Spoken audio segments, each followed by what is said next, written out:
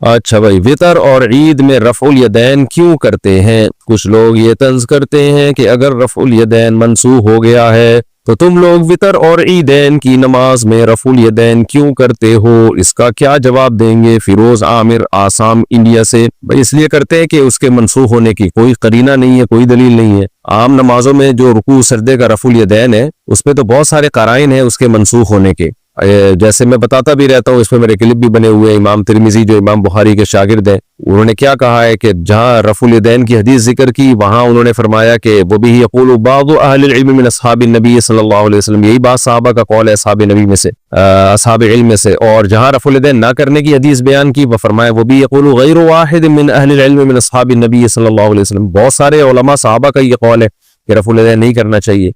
फिर अहले मदीना जिन्होंने नबी की आखिरी नमाज देखी उनके बारे में इमाम मालिक का कौल है कि वो रफ़ुल यदैन नहीं करते थे।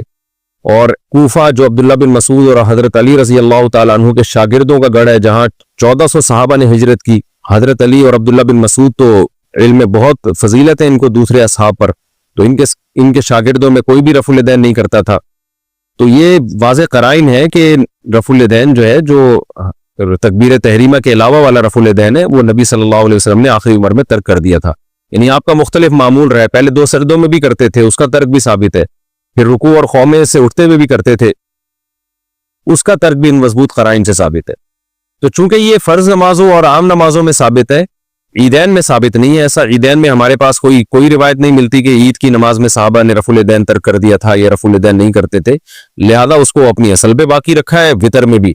और ये जो रफ़ुल यदैन है नमाजों का, इसमें चूंकि वाज़ेह कराइन है लिहाजा इसको तर्क कर दिया। वैसे भी जो नमाज बार बार होती है तो रफ़ुल यदैन कसरत से उसमें करना वो खुशूए सलात के मुनाफी है। लेकिन जो नमाज साल में एक आध दफा आ रही है या 24 घंटे में एक आध दफा आती है, जैसे वितर की नमाज में, तो जो काम कम मर्तबा में होता है ना, उसमें रफ़ुल यदैन में वो हरज नहीं है। जो बार बार पढ़ी जाने वाली नमाजों में हरज है, वो हरज क्या है? खुशू फिस सलाह, खुशू फिस सलाह। जैसे कि हदीस में आता है उस्कुनू फिस सलाह, सही है, मुस्लिम की हदीस है। आप सल्लल्लाहु अलैहि वसल्लम ने रफ़ुल यदैन से मना जो किया, सही मुस्लिम की हदीस है, जिनके बारे में अहले हदीस हज़रात कहते हैं सलाम से मुताल्लिक हदीस है। तो अव्वल तो वो सलाम से मुताल्लिक, उसमें कोई सराहत नहीं है। 2 हदीसें जिन दोनों को मर्ज कर दिया जाता है आपस में, तो एक सलाम से मुताल्लिक है, एक में कोई सलाम की कैद नहीं है। लेकिन अगर फर्ज कर लिया जाए कि वो सलाम से मुताल्लिक है, तो वो सलाम, इससे पता चलता है कि सलाम के वक्त भी रफ़ुल यदैन होता था, जिसको नबी सल्लल्लाहु अलैहि वसल्लम ने मना किया। तो उस कुनू फिस सलाह जो है ना, नमाज में सुकूनत पैदा करो, ये रफ़ुल यदैन से मना करते हुए नबी ने फरमाया। तो दलाइल दोनों तरफ है। मेरा मकसद जो रफ़ुल यदैन करते हैं उन पे तंज करना नहीं है, लेकिन जो रफ़ुल यदैन करते हैं उनको चाहिए कि ना करने वालों की दलील को भी ना वैल्यू दें, और उस पर यह तंज ना किया करें कि ये लोग नबी की नमाज को नहीं मानते या एक सुन्नत को ये लोग छोड़ देते हैं। इमाम अबू हनीफा की कोशिश होती थी कि नबी सल्लल्लाहु अलैहि वसल्लम की आखिर से आखिर नमाज को देखें। जैसे कि इमाम मालिक ने भी यही कहा है कि मैंने अहले मदीना को रफ़ुल यदैन करने वाला नहीं पाया, लिहाजा इमाम मालिक की जो मशहूर रिवायत है वो भी तर्क रफ़ुल यदैन की है। खैर, इस पर तो कई बार बातें हो चुकी हैं और ये बड़ा इख्तलाफी मसला है, फिर इस पर मुनाजरेबाजियां शुरू हो जाती हैं। तो आपका जो सवाल है उसका हासिल यही है, क्योंकि फ़र्ज नमाज और जो नवाफिल जो सुबह शाम पढ़े जाते हैं उनमें मजबूत कराइन है जिनसे पता चलता है कि आखिर उम्र में तर्क किया गया है। लेकिन ईदैन और वितर के बारे में ऐसे कराइन हमारे पास मौजूद नहीं है, लिहाजा उसमें हमने उसको अपनी असल पे रखा। और आम नमाजें जो पढ़ी जाती हैं दिन रात में, उसमें रफ़ुल यदैन ना करने को अफजल करार दिया। औरत घर पर ईद की नमाज क्या पढ़ सकती है? क्या औरत घर पर ईद की नमाज पढ़नी चाहिए? अगर हाँ तो इसका क्या तरीका है? तहजीब अनवर, उत्तर प्रदेश। नहीं जी, औरत ईद की नमाज घर पे नहीं पढ़ सकती। ईद की नमाज अगर पढ़नी हो तो ईदगाह में जहां भी जमात हो रही है वहां शिरकत करना जरूरी है। ईद की मुबारकबाद देना कैसे? ईद की मुबारकबाद देना कैसे? वसीम अहमद, अच्छी बात है, दुआ है मुबारकबाद। मुबारक का मतलब अल्लाह इस दिन को आपके लिए बरकत वाला करे, तो ये ठीक है, कोई हर्ज नहीं है इसमें। ईद से पहले नवाफिल पढ़ना, ईद के दिन फजर की नमाज के बाद ईद की नमाज तक नफल पढ़ना कैसा है? नबीला आवान, मकरू, नापसंदीदा अमल है। फजर पढ़ के घर जाएं और ईद की तैयारी करना शुरू कर दें। ईदगाह में आके नवाफिल पढ़ना सही अमल नहीं है, जायज अमल नहीं है। ईद उल फितर कितने दिन की है? ईद उल फितर और ईद उल अजहा एक एक दिन की होती है या 3-3 दिन की? ज़ौज मंसूर कर रखते। ईद उल फितर एक दिन की होती है। ईद उल अजहा में कुर्बानी के अय्याम 3 है, 3 दिन है, और चौथा दिन उसमें रोजा रखना हराम है। तो इस लिहाज से हम ये कह सकते हैं कि ईद उल अजहा के अहकाम 4 दिनों तक रहते हैं, 3 दिन तक कुर्बानी और चौथे दिन भी रोजा हराम।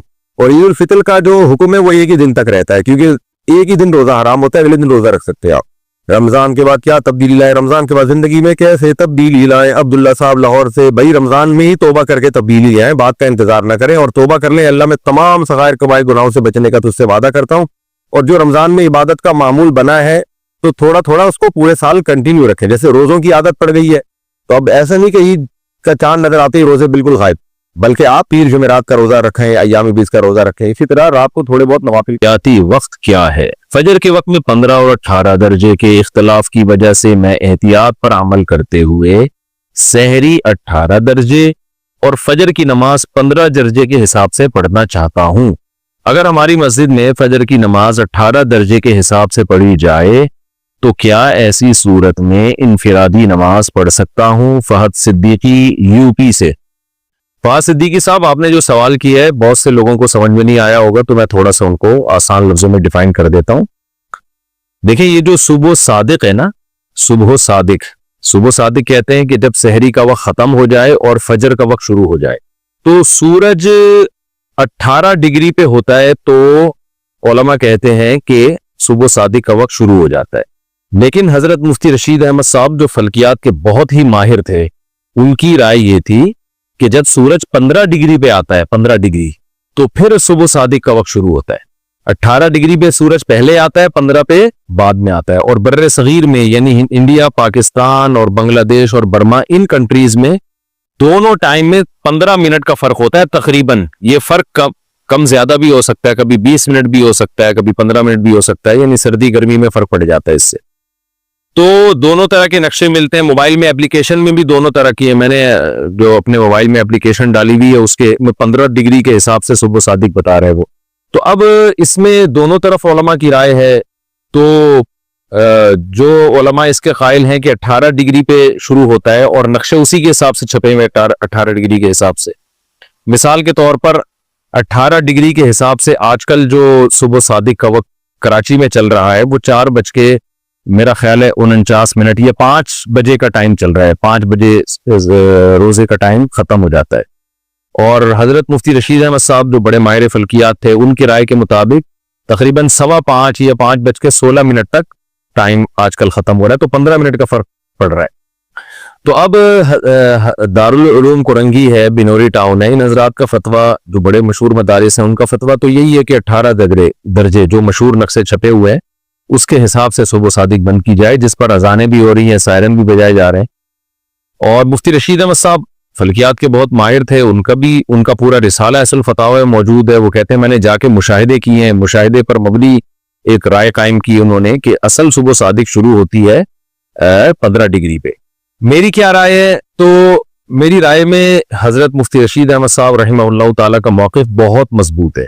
اس کی وجہ یہ ہے کہ اگر آپ نیوٹرل ہو کے اس مسئلے کی تحقیق کرنا چاہیں گے نا, نیوٹرل ہو کے, نہ آپ یہ دیکھیں 18 والوں کے کیا دلائل ہیں, نہ آپ یہ دیکھیں 15 والوں کے, آپ گاؤں دیہاتوں میں جائیں جن کو 18 اور 15 ڈگری وہ جانتے ہی نہیں ہیں, وہاں جا کے آپ کسی پرانے بوڑھے کے ساتھ جو مشاہدہ کر کے صبح صادق اور صبح کاذب کا اعلان کرتے ہوں, ان صبح صادق کا مشاہدہ کر کے, یعنی وہ نقشوں کو نہیں, ان کو پتہ ہی نہیں گاؤں دیہاتوں میں, تو وہ جب آپ کو بتائیں گے نا, جو باپ دادا سے چلے آ رہے ہیں, وہ دیکھ کے بتائیں گے بھئی اب صبح صادق ہو گئی ہے. ایسے ایک لمبی روشنی پھیلتی ہے, ایسے ایک روشنی وہ ہوتی ہے جو عمود میں ہوتی ہے, یہ صبح کاذب کہلاتی ہے. یعنی جیسے مشرق کی طرف سورج جب اوپر آتا ہے نا تو ایک ایسے لائن جاتی ہے سب سے پہلے, بالکل ایسے, یعنی سیدھی لائن ہوتی ہے. تو یہ جو لائن ہے یہ صبح کاذب کہلاتی ہے, جھوٹی صبح.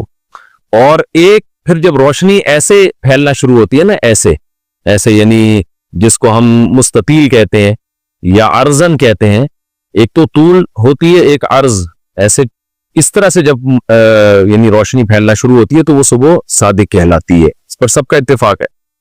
تو آپ جب گاؤں دیہاتوں میں نیوٹرل ہو کے جائیں گے, مشاہدہ کریں گے ساحل سمندر پہ یا ایسے علاقوں میں جہاں گرد و غبار نہیں ہے, تو اس میں آپ دیکھیں گے کہ وہ لوگ جب بتا رہے ہوں گے نا صبح صادق ہو گئی ہے, تو وہ مفتی رشید احمد صاحب کی رائے پر بیٹھ رہی ہوگی. وہ یعنی میں نے اپنے طور پر جو نیوٹرل لوگوں سے تحقیق کی ہے, وہ جو بتاتے ہیں صبح صادق کا ٹائم تو وہ 15 ڈگری کے حساب سے بن رہا ہوتا ہے.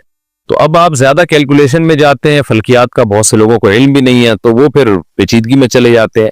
تو اس لیے دونوں موقف ہیں. ہمارا موقف اس میں یہی ہے کہ 15 ڈگری پہ صبح صادق کا وقت ہوتا ہے. تو ہمارا عرصے سے معمول ہے, 25-26 سال سے. حضرت مفتی رشید احمد صاحب کو بھی ہم نے دیکھا, ان کو چونکہ اپنی رائے پر 100% اطمینان تھا, اس لیے وہ 15 ڈگری تک روزہ کھاتے تھے, وہ یعنی سحری کرتے تھے, کیونکہ ان کی رائے پر 100% اطمینان تھا ان کو اپنی رائے پر. ان سے بعض دفعہ کسی نے کہا کہ آپ احتیاط پر عمل کریں, دوسرے علماء بھی ہیں, تو انہوں نے کہا کہ بھئی احتیاط پر تو تیسرا 3rd پرسن عمل کرے نا.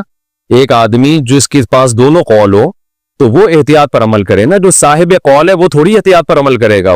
صاحب قول کو تو اپنے قول پر اطمینان ہے. تو وہ کہتے تھے میں نے تو مشاہدے پر مبنی میری تحقیق ہے, تو اس لیے وہ 15 ڈگری پر ہی سحری بند کرتے تھے. ان کو اپنی رائے پر اطمینان تھا. تو مجھے بھی چونکہ ان کی رائے پر بہت زیادہ اطمینان ہے, اس لیے ہم بھی 15 ڈگری تک ہی سحری میں کھا لیتا ہوں اور اس کے بعد ہم نماز پڑھتے ہیں.